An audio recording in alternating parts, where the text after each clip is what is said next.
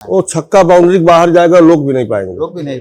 आपके जिले का एक गांव है जिससे महाराजगंज की पहचान है, सोहगी बर्मा। लेकिन सोहगी बर्मा की दुर्दशा ऐसी है कि आज भी वह गांव 90 के दशक में जी रहा है। न सड़क है, न शिक्षा है, न स्वास्थ्य है। लेकिन आपकी सरकार ने वहाँ दारू की भट्टी जरूर खोल दिया। बगल में गड़ोरा चीनी मिल है, 22 करोड़ रुपए किसानों का बकाया है। 2019 में जब मैंने आपसे बातचीत किया था तो आपने कहा कि मेरी पहली प्राथमिकता होगी गड़ोरा चीनी मिल चलाना।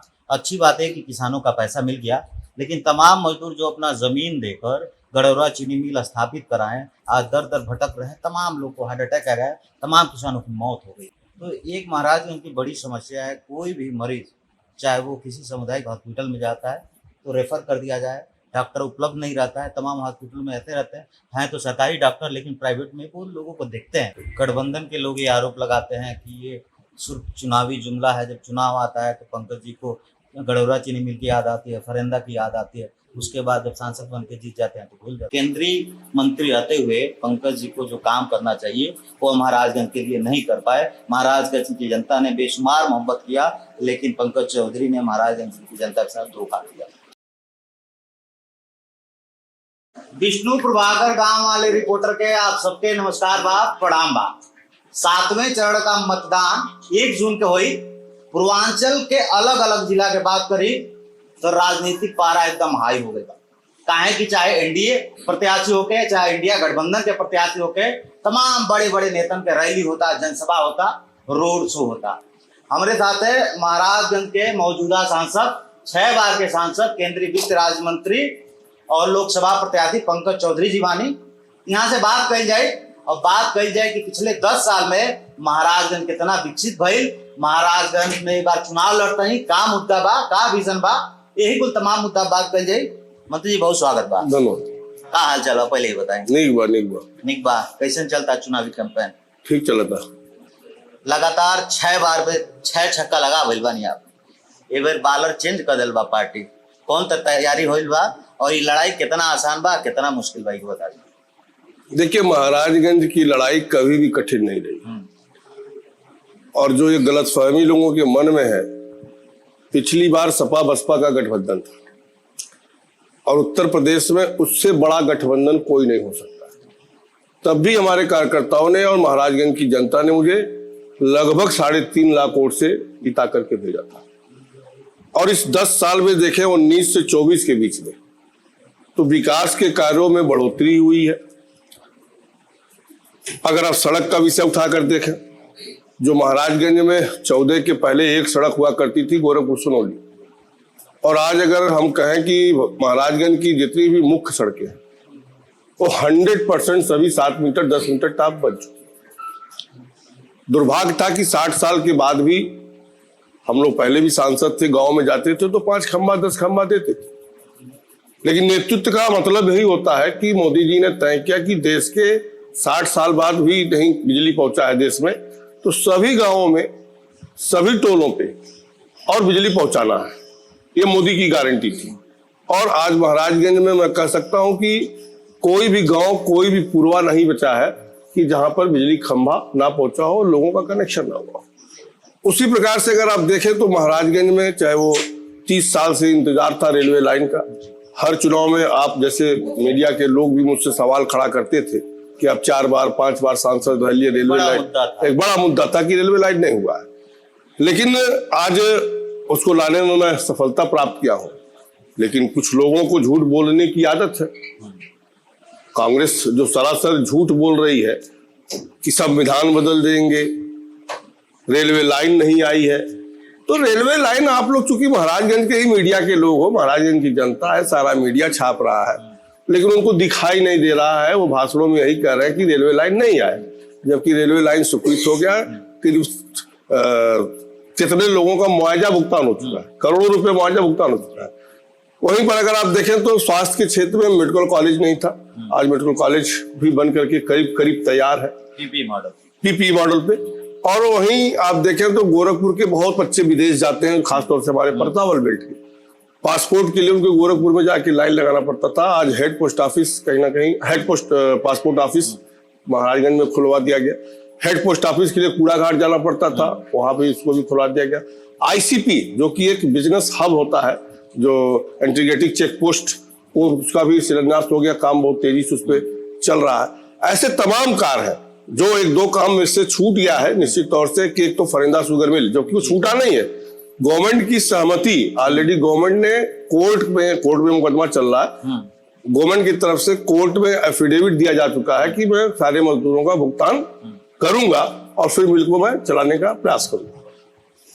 मजदूरों का और कोर्ट में चूंकि सरकार का सेटलमेंट होना है, वो भी एक मरते हुआ था लेकिन उसमें सहमति नहीं बनी, वो हो जाएगा तो 750 एकड़ जमीन जो खाली होगी उसमें मेरा जो भविष्य का प्लानिंग है कि पहले लोग कहते थे कि जिले में इंडस्ट्री नहीं है, और इंडस्ट्री देखिए कहीं भी जाती है जब तक इंफ्रास्ट्रक्चर नहीं होगा तब तक कोई भी इंडस्ट्री वाला जाएगा नहीं। अब आप महाराजगंज में रेलवे लाइन से भी जुड़ गया, रोड भी ठीक हो गया, बिजली का भी समस्या समाप्त हो गई है। स्वास्थ्य की अगर बात करें मंत्री जी, तो एक महाराजगंज की बड़ी समस्या है, कोई भी मरीज चाहे वो किसी सामुदायिक हॉस्पिटल में जाता है तो रेफर कर दिया जाए, डॉक्टर उपलब्ध नहीं रहता है, तमाम हॉस्पिटल में ऐसे रहते हैं तो सरकारी डॉक्टर, लेकिन प्राइवेट में वो लोगों को देखते हैं। स्वास्थ्य महत्व में कहीं कहीं कमजोरी है, क्या सोचते हैं? इसी के लिए कहीं ना कहीं जो स्वास्थ्य की सुविधा और दे सकते हैं मेडिकल कॉलेज खुलाना है। और आप अगर आप देखें, मैं मानता हूँ आपकी बात कि अभी थोड़ी डॉक्टरों की हल्की फुल्की कमी है, लेकिन पहले से बहुत बेहतर हुआ है।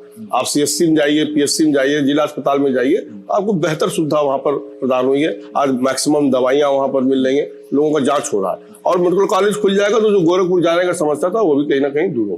किसानों की हम बात करें, आपकी सरकार किसानों की आवाज बनने की बात करती है। बगल में गड़गौरा चीनी मिल है, 22 करोड़ रुपए किसानों का बकाया है। 2019 में जब मैंने आपसे बातचीत किया था तो आपने कहा कि मेरी पहली प्राथमिकता होगी गड़गौरा चीनी मिल चलाना।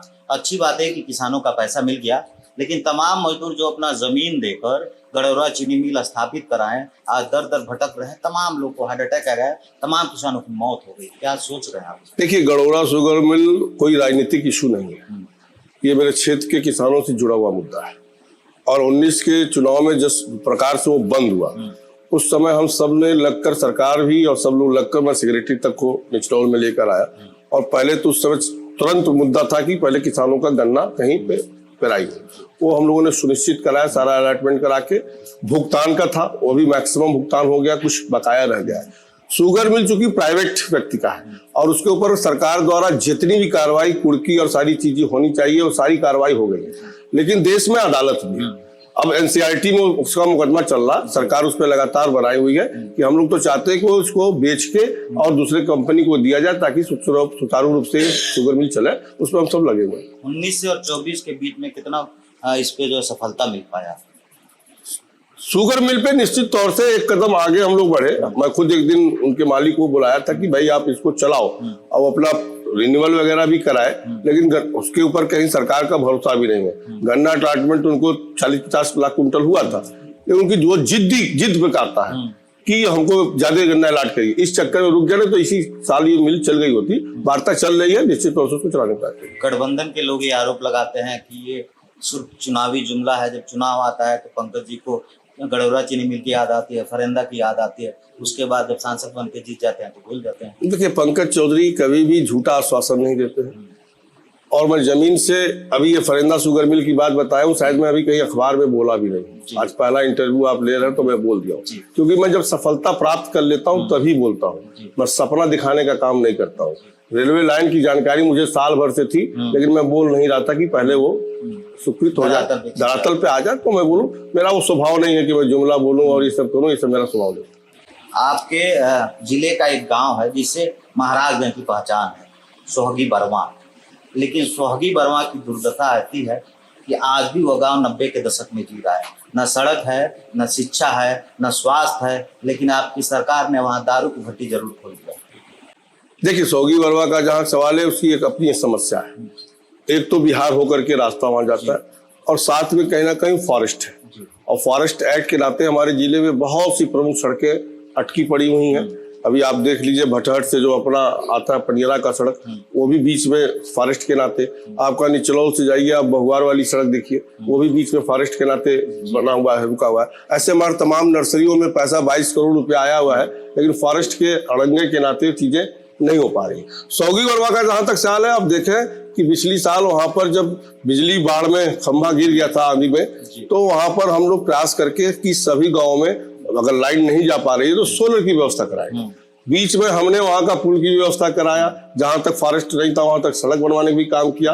और इस बार मैं गया था, काफी टूटा हुआ है। फिर मेरी जिलाधिकारी से बात हुई है, जैसे ही चुनाव खत्म होता है उस पर काम फिर से शुरू। जो रास्ते की समस्या है, रास्ते की समस्या, फॉरेस्ट की समस्या, ताकि वहाँ के गांव के फॉरेस्ट की समस्या कहीं ना कहीं ये दिक्कत है, और ये आप सब लोग जान सकते हैं। मैं मानता हूँ ये दिक्कत, सेंचुरी होने के नाते ये प्रॉब्लम है, लेकिन फॉरेस्ट से भी बात हो रही है कि हम आपको पैसा देते हैं, आप जो रास्ता चलने वाला है आप नहीं पक्का बना सकते हैं, तो खड़ंजा ही आप उसको बना दीजिए। ऐसा शुरुआत हम लोगों ने किया। तमाम गांव के लोग जिनको जब जिले पे आना होता है तो उस तरीके से तैयारी करते हैं जैसे दिल्ली पंजाब की तैयारी करते हैं, तो कहीं ना कहीं उनका दर्द, ये समस्या है।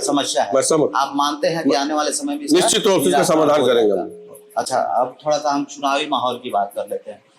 जो गठबंधन के प्रत्याशी हैं वो कह रहे हैं कि केंद्रीय मंत्री रहते हुए पंकज जी को जो काम करना चाहिए वो महाराजगंज के लिए नहीं कर पाए। महाराजगंज की जनता ने बेशुमार मोहब्बत किया, लेकिन पंकज चौधरी ने महाराजगंज की जनता के साथ धोखा किया।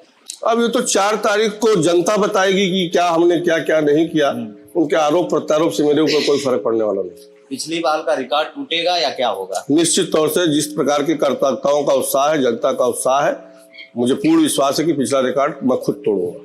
6 बार का छक्का लगा चुके हैं, इस बार बॉलर बदल गया, आपका सजाती हो गया। लोग कह रहे हैं चौधरी की लड़ाई है। कौन चौधरी? देखिए, इस समय देश में जाति पात का विषय नहीं चल रहा, इस समय सिर्फ और सिर्फ मोदी चल रहा है, और मोदी के कार्यों को सभी जाति के, सभी धर्म के लोग, यहाँ तक कि मुस्लिम के लोग भी उसको देख रहे हैं, और कहीं ना कहीं सब लोग मोदी के नाम पे भी उठते रहे। जहां तक स्वजाति का बात है, 33 साल से मैं भी यहीं पे काम कर रहा हूँ, और निश्चित तौर से उसमें आपको चिंता करने की कोई आवश्यकता नहीं। आप पूर्वांचल के बड़े नेता के तौर पे आते हैं, अगर इस बार सांसद बनते हैं तो महाराजगंज के लिए, ताकि पलायन का बड़ा मुद्दा होता है, यहाँ का युवा दिल्ली पंजाब का चक्कर काटता है, कुछ इंडस्ट्री आए तो महाराजगंज के लोगों की बात बने, क्योंकि बॉर्डर एरिया की अगर बात करें तो नेपाल देश है।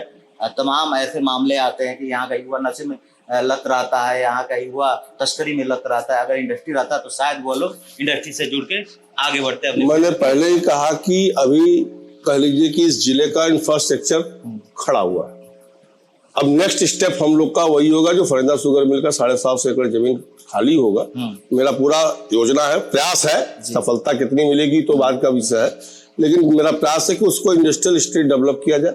और जहां तक जिले का एक विषय और है जो बहुत महत्वपूर्ण है, जो रामग्राम, देवदा रामग्राम, बनरसिया कला का मैं खुदाई करा के वहां पे सारे कुछ बनवा दिया। रामग्राम का भी ASI से परमिशन हो गया। उत्तर प्रदेश फॉरेस्ट का जब लफड़ा उसमें भी था, फिलहाल अभी हाल में 1 हफ्ता पहले ही उत्तर प्रदेश से भी फॉरेस्ट से क्लियरेंस उसका मिल गया है, क्योंकि चुनाव चल रहा, चुनाव के बाद उसकी खुदाई होगी, और जिस दिन वो सिद्ध हो जाएगा कि रामग्राम बनरसिया कला और हमारा ये देवता है कन्हैया बाबा का स्थान है, उस दिन इंटरनेशनल मैप पे महाराजगंज आएगा।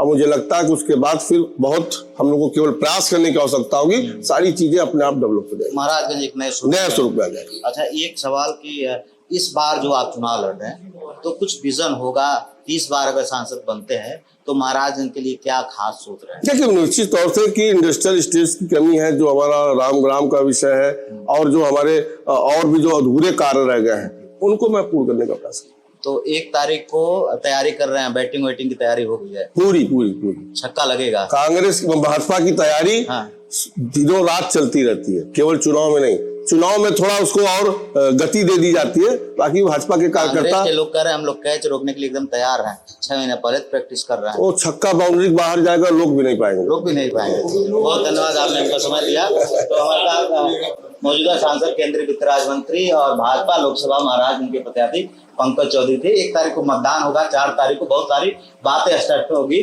कि जब छक्का लगेगा तो कौन रोकता है और कौन कैच आउट होगा। फिलहाल पूर्वांचल की तमाम खबरों के लिए गाँव वाले रिपोर्टर के साथ जुड़े रहिए। विष्णु प्रभाकर का आपसे नमस्कार।